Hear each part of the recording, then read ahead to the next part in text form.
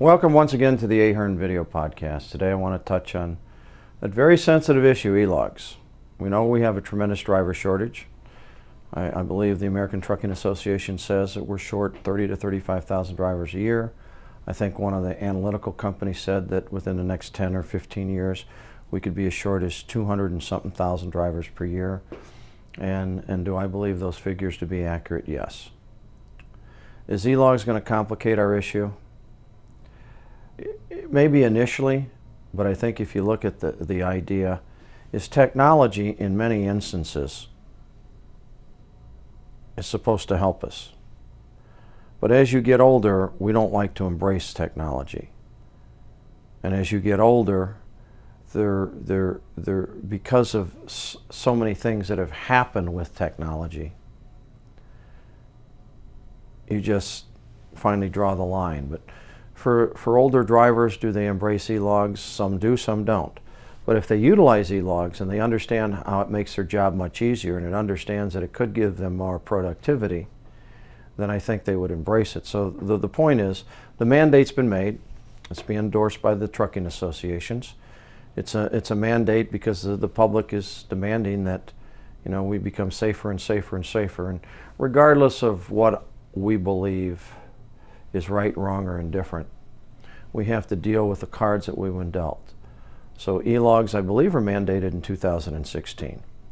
Have I seen a tremendous driver fallout when you implement e-logs? And the answer is sometimes yes, sometimes no. It all depends on the approach. If the approach is, here, we're going to e-logs and you have no choice, that's not an approach. You're putting somebody to the wall and say, do it my way or the highway. I think, on the other hand, if you say, look, I've got a way that's going to increase your efficiency, we'll probably put more money in your pocket. It's going to keep you from having compliance issues in the future, and it really helps the company as a whole comply with DOT requirements. Then you've said the same thing, but you've said it in a different manner. People always ask me, well, why do we hate technology? Well, as you get older and older, you hate change. But additionally, technology is good, but sometimes technology can be also painful. Recently I received a call from a client of mine. He says, I terminated so-and-so. They wrote some crap about me on the internet. It's not true, but they didn't put their name, so I can't go after them. What do you think? And I said, well, listen, I believe that anybody has the right to say whatever they want. I believe that people that strike out at other people, normally they're not happy with themselves. But that's the way it is. Anybody can write whatever they want about you.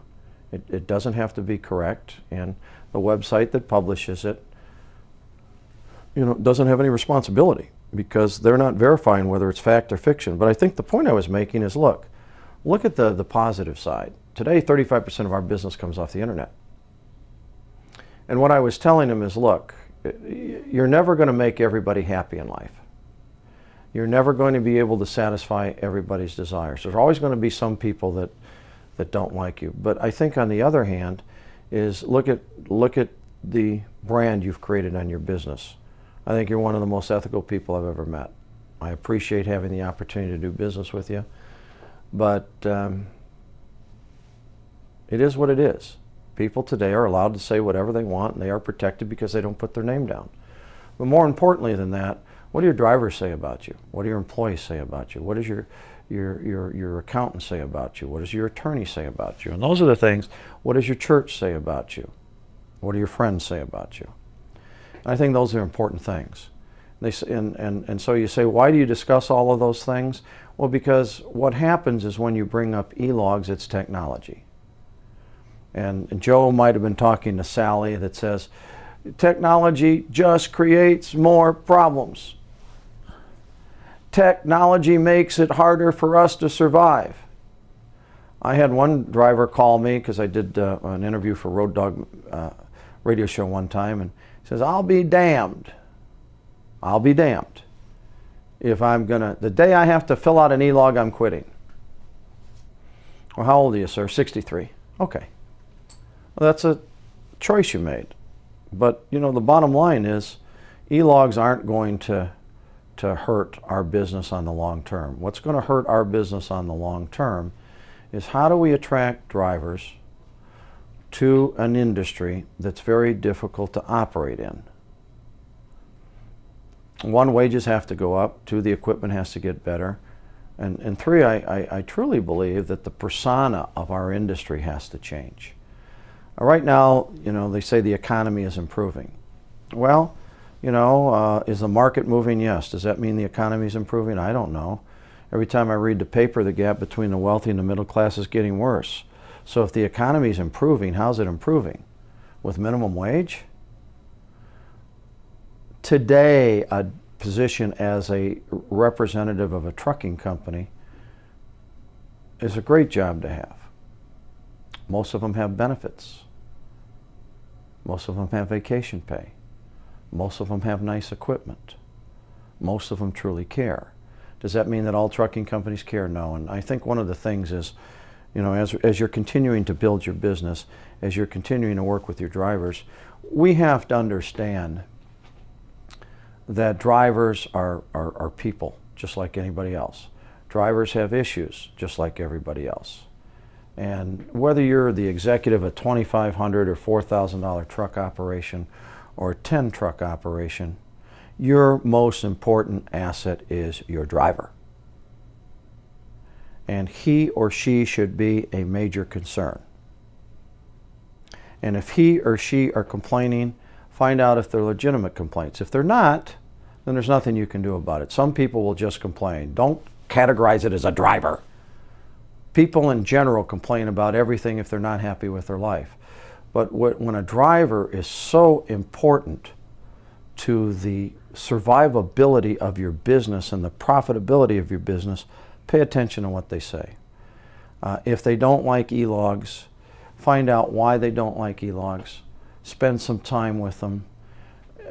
Maybe it'll cost you some money, but put them in a truck with another driver that does utilize e-logs. Let that person bond together, because there's no better relationship than one driver talking to another. I mean, you stand there in a suit, and what are you? You are a suit.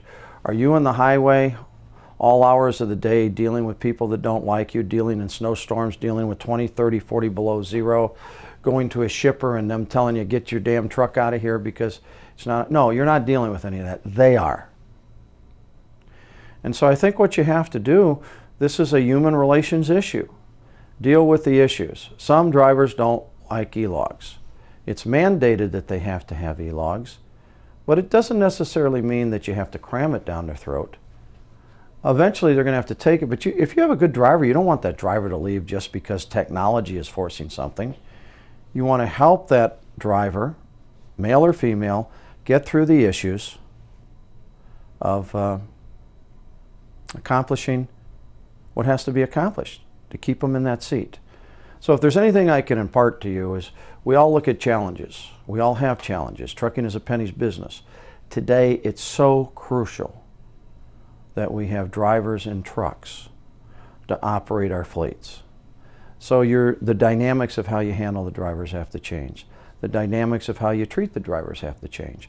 And that starts with dispatch. So to answer your question, e-logs are a fact of life. E-logs are mandated, but don't try and force them down your driver's throat. Try and educate your drivers. Try and educate your dispatch department. Try and educate your operations department. Have meetings. And then, you know what? Gradually start the transition, if you're not doing it now, so that drivers understand that you really do care. Until next time, thank you for attending the podcast.